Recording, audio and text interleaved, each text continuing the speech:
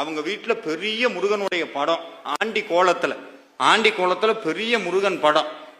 அதை வாங்கும் போதே அவங்க சொன்னாங்களாம், கூட இருந்தவங்கலாம், ஆண்டி முருகனை வாங்காதரா, ஆண்டி முருகனை வாங்காதா, ஆண்டியா போயிடுவேன் அப்படின்னா. அவர் ஒரு வார்த்தை சொன்னார் சார், எனக்கு அப்படியே சுருக்குன்றுச்சு.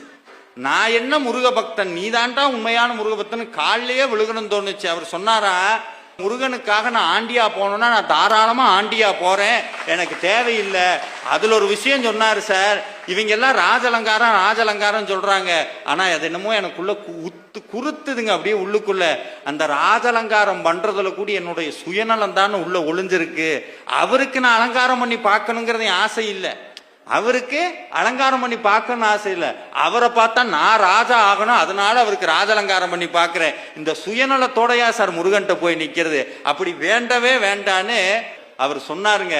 எப்ப இந்த ஆண்டி முருகன் எங்க வீட்டுக்குள்ள வந்தாரோ சார், நான் வாங்கிட்டு வரும்போது வாடகை வீடு இப்ப சொந்த வீட்டுல உட்கார வச்சு அந்த சொந்த வீட்டுக்கு எனக்கு உட்கார வச்சிருக்கிறார்.